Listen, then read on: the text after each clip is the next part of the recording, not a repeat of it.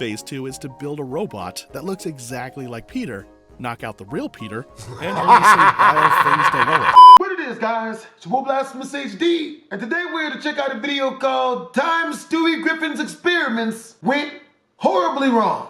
Let's do this. Here are 10 times Stewie's experiments went totally wrong. At number 10 on our list is the episode titled The Hand That Rocks the Wheelchair. We catch up with Stewie at the beach with his well-built sand house when a random kid walks up to it and destroys it. Not the kind of person to let an offender go free, Stewie tricks the kid into a conversation while he assembles a rifle to shoot the boy, but the gun backfires and Stewie shoots himself.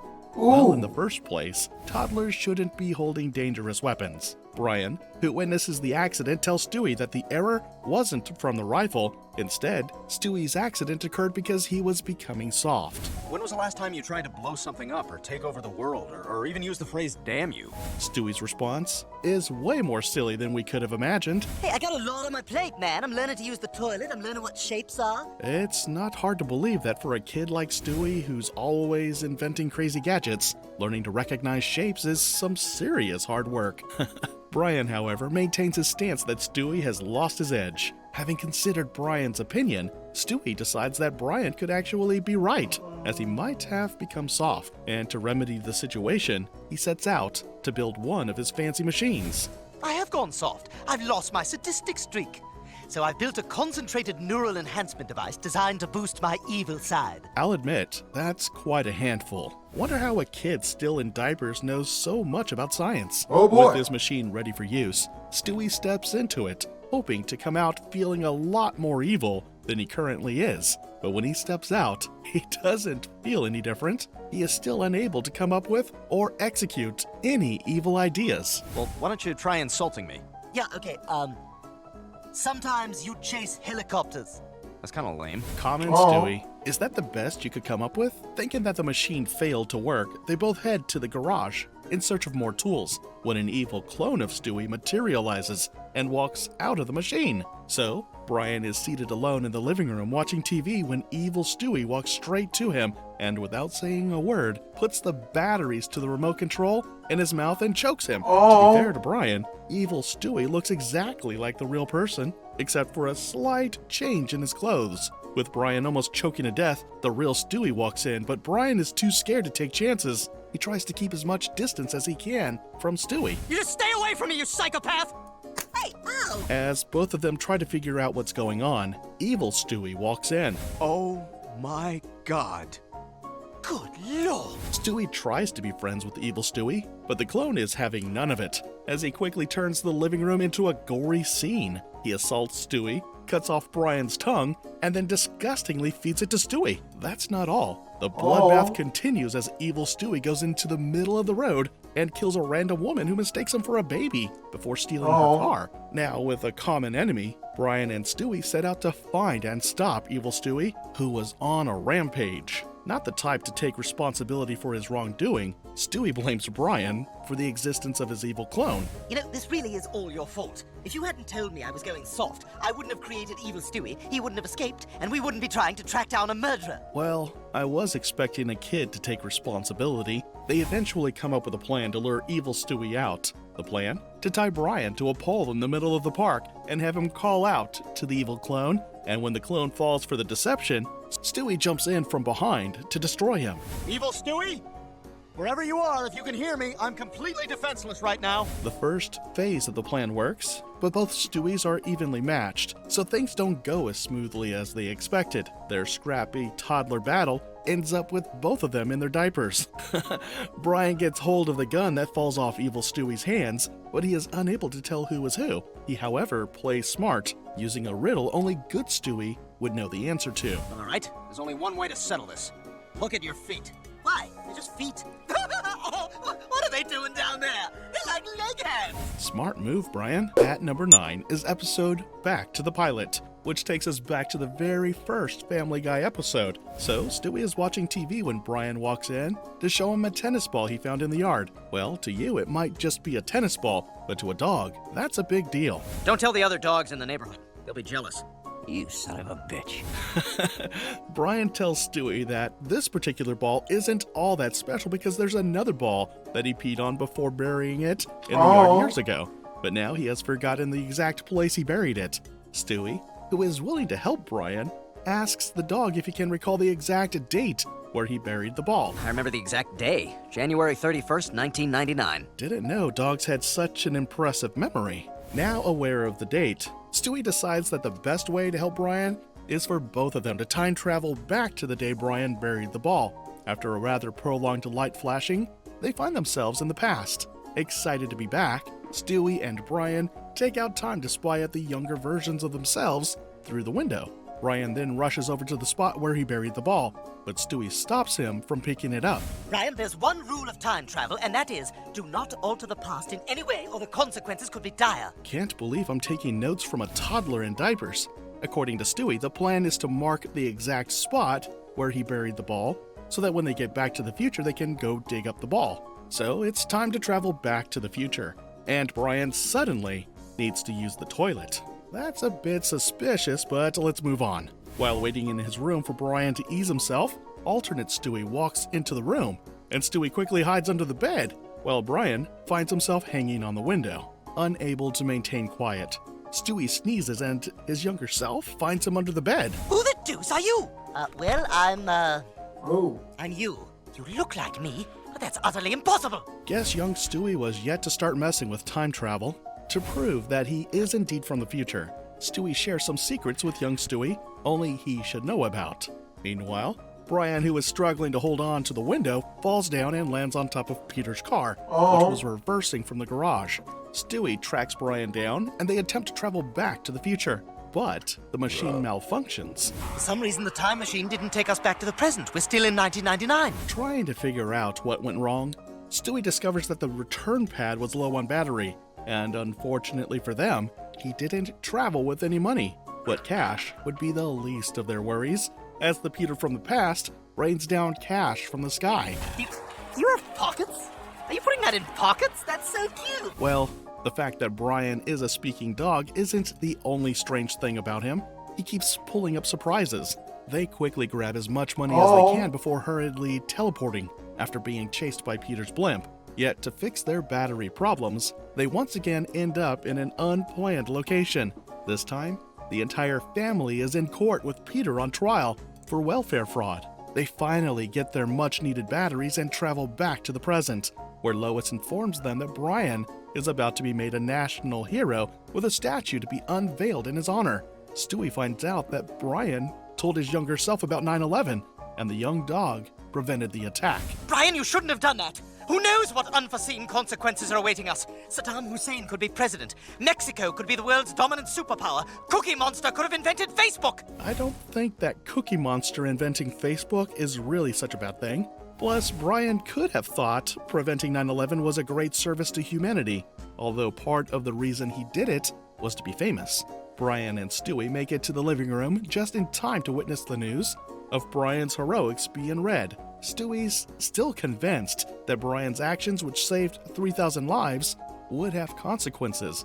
And as predicted, the next item on the news confirms his fear. 9 southern states have declared that they are seceding from the United States. The announcement came from former President George W. Bush. Turns out Stewie was right all along. Thanks to Brian's needless heroism, the United States ends up in civil war. See, Brian? This is exactly what I was talking about. Brian tries to justify his actions by predicting that 5 years from now, the world will be a much better place, thanks to what he did. But Stewie disagrees. To prove Brian wrong, Stewie challenges him that they should go 5 years into the future to find out. Back once again inside the time machine, they travel 5 years into the future where everything looks different. Wow, this is the future? Everything looks slicker. All thanks to better animation. And just like Stewie predicted, things had become worse. Brian, you might want to look outside. Oh my god! Seeing the devastating consequences of Brian's actions, they decide to travel back to the past to undo everything. The plan is to warn Brian from the future not to tell young Brian about 9/11. I know it's all very confusing, and makes no real sense. My God, Brian, what the hell? We've been here 2 minutes and already you've destroyed America. Back to the future, they learn that this time 9/11 happened. But once again, Brian messed everything up by telling his young self about Harry Potter. There's the writer of the Harry Potter series. Must be weird hanging out with us muggles, huh, Brian? Once again, they go back to the past to clean up Brian's mess. But this time, around the time machine beginning to malfunction. Wait! Who the devil are you? We're from the future. So are we. We're from the further future. We came to stop you. Why? What they did actually turns out to be damage-free. It's what you're about to do, stopping them, that causes utter bedlam. Well, in a scene of pure madness, more and more versions of Brian and Stewie continue to arrive, until there are so many Brians and Stewies they could fill up a stadium.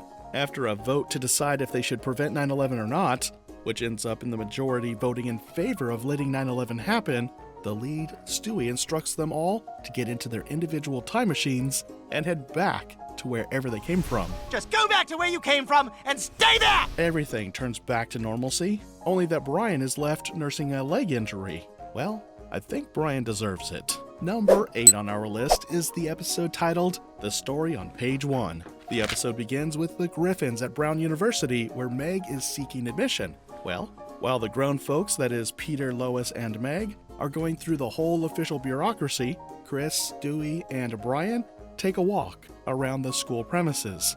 During their tour of the school, Stewie abandons the group and sneaks into the chemistry lab. I say, it's like the spice rack in my fantasy kitchen. Thankfully, before he creates an atomic bomb, one of the lab attendants spots him and shoves him out of the lab before slamming the door at him. Blast! This isn't the first time I've been thwarted by my small stature. Frustrated by his small stature, which he blames for all his misfortunes, Stewie makes a wish, but his wish isn't granted. So back at home, Stewie's enjoying a snack when Lois walks in, feeling like he has had more than enough. She grabs the snack and places it on top of the cupboard, a height anyone should be able to reach, anyone except short Stewie. Oh, damn my small stature! If I were big, oh, just think where I would be. Chris, however, comes to Stewie's rescue, but in that moment, Stewie has an idea. I see. Here's the solution to my troubles. So to solve his small stature problem, Stewie builds a mind control device which he implants at the back of Chris's head. Voice test. I'm Chris. I'm Chris. Eviscerate the proletariat. Eviscerate the proletariat. Now Stewie has complete control of Chris, who is basically just a puppet. Stewie leads his puppet to the hardware store to purchase a power tool, but the shopkeeper denies his request. Sorry, kid. I can't sell power tools to minors. Turns out, Stewie's problem is more than just his height. Where the hell would I keep it? In my diaper? Get out of here, you hobo! Oh, bloody hell. Is this thing still on? That went quite well, if you ask me. Planning to take revenge on Lois for all of the times she's denied him the pleasure of his excesses, Stewie controls Chris, who is wielding an axe to chop off Lois's head. But the plan fails as she turns on the microwave, which fries his mind control device. Oh, now free from Stewie's spell, Chris attacks Stewie, but the naive teenager is easily tricked by the toddler.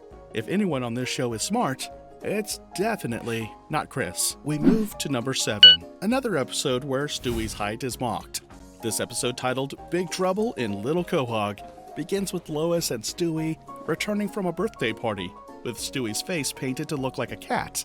Brian initially mistakes Stewie for a cat and barks at him, but Lois explains to the security dog that it's nothing to be worried about. Sometimes I forget that Brian is an actual dog. Stewie unpacks his goodie pack and its contents turn out to be a disappointment, except for a whistle which produces no sound. Well, the whistle actually does produce a sound, just that the sound can only be heard by dogs.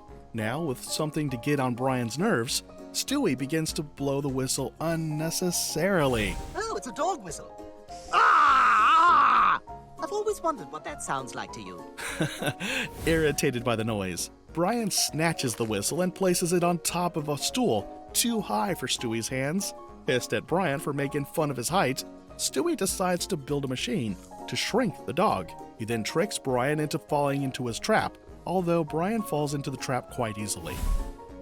Well, hello there, little guy. With Brian now the size of a bug, Stewie looks like a giant standing next to him. Hey, Brian, you seem to enjoy belittling me, so I decided to belittle you. Brian apologizes to Stewie and he decides to switch Brian back to his original size.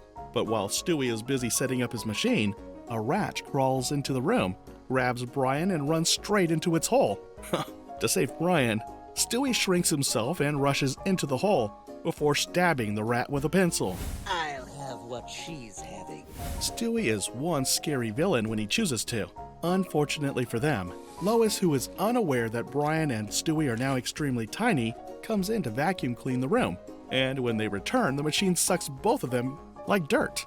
With Lois done cleaning, they end up in the trash can outside the house. We've got to get down from here. After a brief adventure that involves climbing out from Cleveland's phlegm, they find their way back to Stewie's room, hoping to go back to their original sizes. But Brian, for the first time in years, adheres to Stewie's instructions accurately, and they end up in a bigger mess. Wait, did you hit the tiny button or the button that says tiny? Thanks to Brian's obedience, they shrink further down until they are almost invisible. To make things a whole lot worse, Lois invites an exterminator to come kill the rat in the house.